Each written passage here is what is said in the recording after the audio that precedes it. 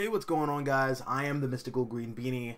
Batgirl has been in the news a lot lately, primarily because of her upcoming film where she's set to take on Batman's place as the protector of Gotham, because Ben Affleck is being written out of the DCEU and being replaced with a 90-year-old Michael Keaton, all because nostalgia sells. And you know what? Look. Those Disney Star Wars movies and TV shows are, on average, probably making in a summer what equates to Haiti's annual spending budget, and they're nothing but nostalgia porn. And Spider-Man No Way Home, that's a movie that is just very not fair to view critically, because as a story, I don't think it works, like, at all, but that's also driven by nostalgia, and it's like the 10th highest grossing film of all time. So, you know what? As much as I like Barbara Gordon as a character, I'm probably not going to see this movie. I don't think I'm the target demographic for this kind of film, or what this film is going for. Not that I think it's going to be bad. I think, at worst, it'll probably be a competently made movie that's just kind of forgettable, which is like 90% of comic book movies that are made these days anyways. But just the stuff with Keaton has this corporate funk surrounding it, and that's not the film's fault, and that's not the fault of the creators behind it, and that's not even Keaton's fault, but that's just how I feel. Anyways, because I am who I am, and for me, as much as I appreciate movies, TV shows, video games, and, you know, adaptations of the like for comic book characters and properties, at the end of the day, my heart and soul just belongs to comics. So, naturally, all this talk about Barbara Gordon has gotten me in the mood to think about Barbara Gordon. And something struck me about a comment that was made somewhat recently on my video where I talked about legacy characters and how just inherently risky it is to put all of your eggs into that legacy basket, so to speak. But the commenter asked me to make a video comparing good examples and bad examples of legacy characters, and that's definitely a video topic that I can see myself exploring in the future. But for right now, that comment made me immediately think of Dick Grayson and Wally West. Right off the bat, no pun intended, but I mean, it works very well for at least one of them. But right off the bat, these two characters are often hailed as the best example of how to properly explore themes of legacy and lineage, and how to transition the mantle of one superhero down to another. In my opinion, The Flash is a far better example. Part of that is probably due to the fact that Wally West is my favorite DC Comics character, but then again, part of the reason why I think Wally West is my favorite comes down to the fact that I think his character was handled remarkably well, at least up until a couple of years ago, which I've already kind of talked about in my video talking about how I feel like Wally West is still the definitive modern Flash, and I still kind of feel the same way about that. But that's not to say that Dick Grayson isn't still a wonderful example of legacy done right. I still think that he's a fascinating character with an interesting sense of progression. But I do think that he has moments of regression that hold him back from being on the same playing field as Wally. But, I mean, that's a video topic in and of itself. The point that I'm trying to make, after God knows how long of a tangent that I've been going on, is that while Dick Grayson and Wally West are championed as the gold standard of legacy in mainstream superhero comics, I feel like Barbara Gordon is criminally overlooked in that entire discussion. Because from her introduction in the comics around, I want to say 1968? It's definitely the late 60s, because she's a character who was created for the Adam West Burt Ward TV series, and then she was ushered into the comics. I'm pretty sure while the show was still on the air. But Barbara was the second Batgirl behind Betty Kane, who... okay. Betty Kane is a character who has been given some character dimension in recent years, but when she was created back in, I'm pretty sure the late 50s or something like that, she was, for all intents and purposes, Panini from Chowder. Hi. I'm not your boyfriend! And apparently, she was written that way to convince people that Batman and Robin weren't Catholic Church butt buddies, which, I mean, if that was the intention, they failed miserably. Because Robin was on a complete Sigma grind. He was turning her down every chance that he got, which wasn't a lot, mind you, because she only shows up for like 5 or 6 issues throughout the entirety of the Silver Age before she just completely disappears. In fact, there's this one issue that I remember reading as a kid a lot, where Betty tries to get Batmite to help her seduce Robin, and the comic ends with Robin telling her, like, I can't date you because the only woman that I have eyes for is Lady Justice. Sure. Let's see if you feel the same way by the time you get to college, Dick. Anyways, Betty completely disappears. And then, 4 or 5 years later, DC Comics introduces a new Batgirl. This time around, she's Commissioner Gordon's daughter, except for the times when she's his niece. So that's kind of weird, and often very confusing. But the cool thing about Barbara Gordon, this new Batgirl, is that she actually has some dimension. You know, she's a fully realized character who has complex motivations and desires, or, you know, about as complex as superhero comics were allowed to be in the 60s. And for a solid 16-ish years, Barbara Gordon was a main character in the Batman family cast. Hell, it got to a point when she was of equal importance to Robin the Boy Wonder. And then the Killing Joke happens, and Barbara Gordon is crippled and sexually assaulted by the Joker, which is something that we all just kind of take for granted now, because it's just something that's a major part of the character's lore and mythology. But for the time, that was completely unheard of. Batgirl was a key supporting character in the Batman title. And then she's just taken out of commission. But then a few years later, she's kind of stealth introduced into John Ostrander and Carl Kessel's Suicide Squad book. And she's a character for about 2 or 3 years before she's actually revealed as being Barbara Gordon. And we see her going to a therapist because she has all of this trauma regarding her assault, and how, at the end of the day, she was a superhero who was attacked in her home.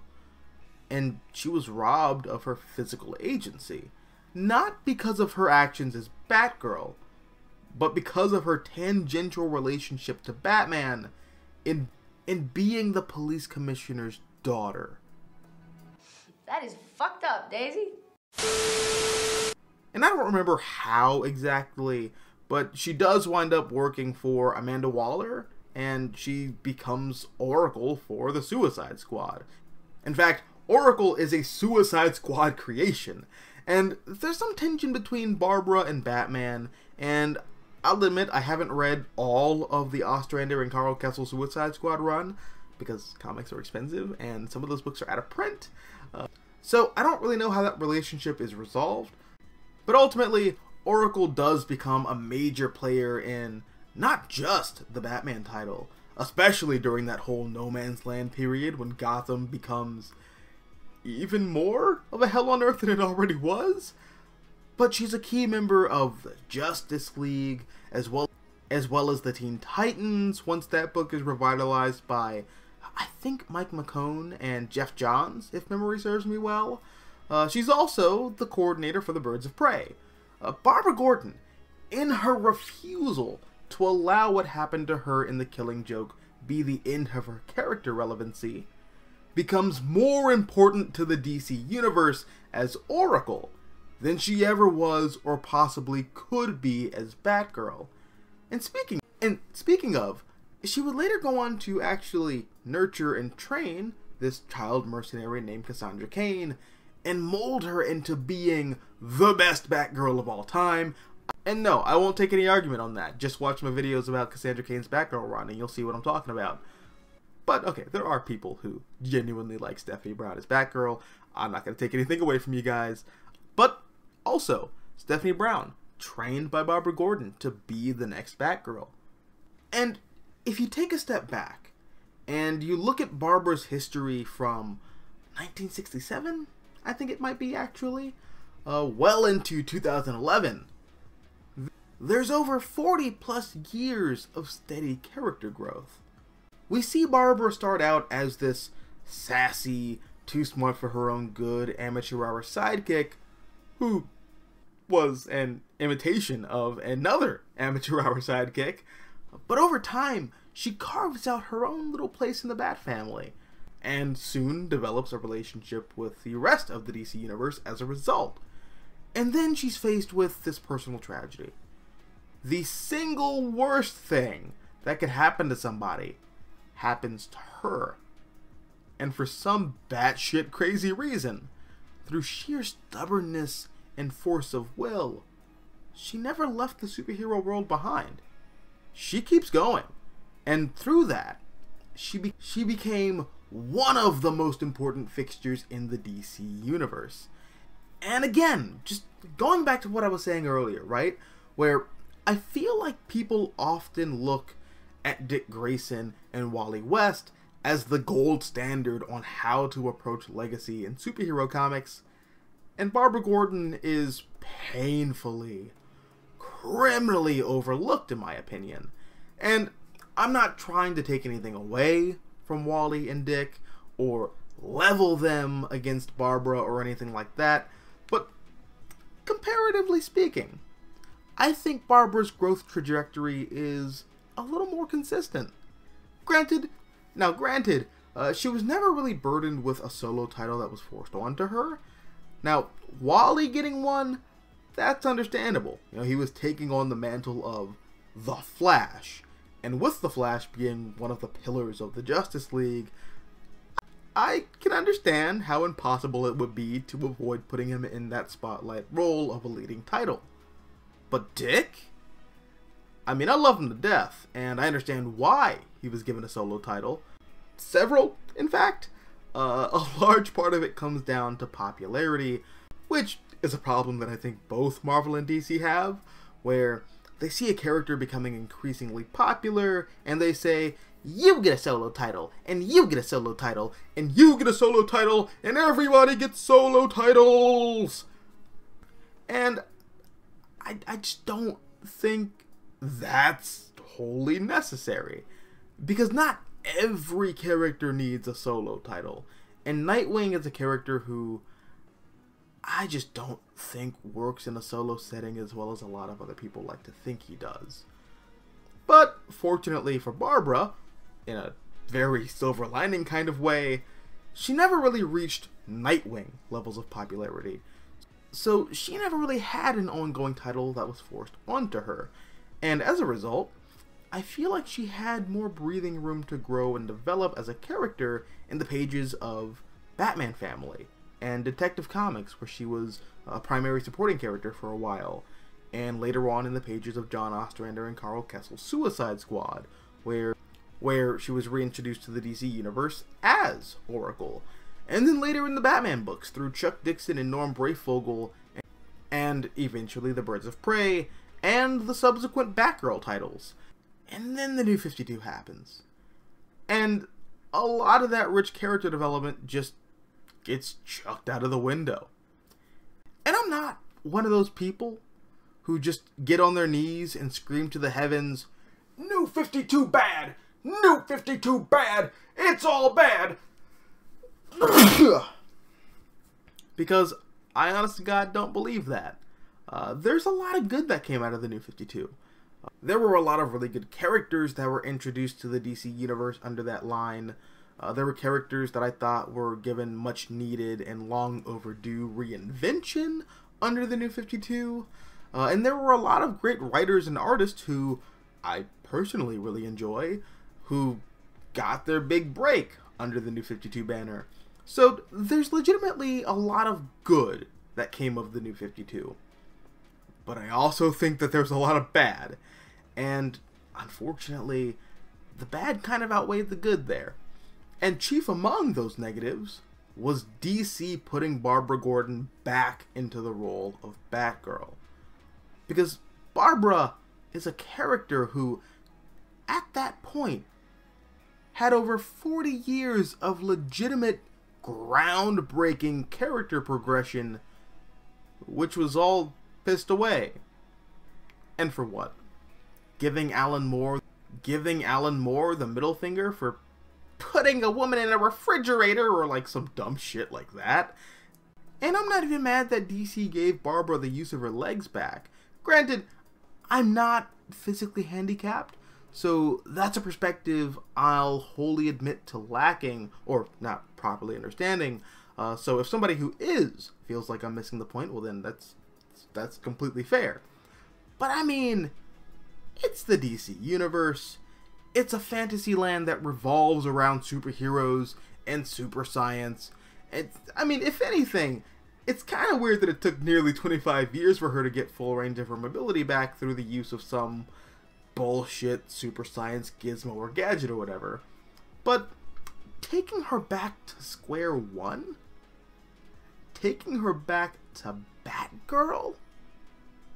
Who, and I'm not going to say in their right mind, because clearly they weren't, but who thought that was a good idea?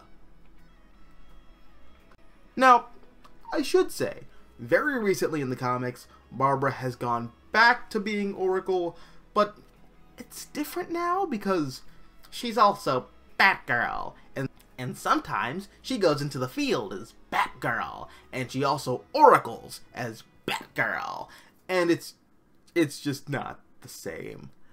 But I want to hear your thoughts.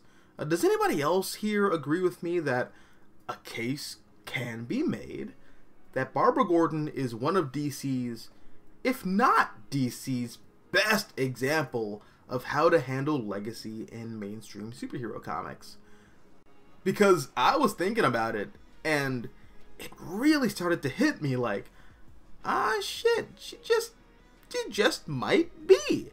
Which then made me really sad, because if she is the best example of legacy, then DC really shat the bed when they regressed that character back to square one.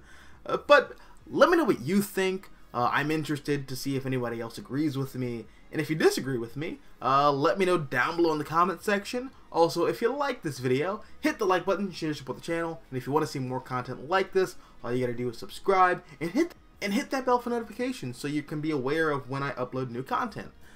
Anyways, guys, that's all I got. Thank you very much for watching. I'm the Mystical Green Beanie, and as always, until next time, adios nachos, adios.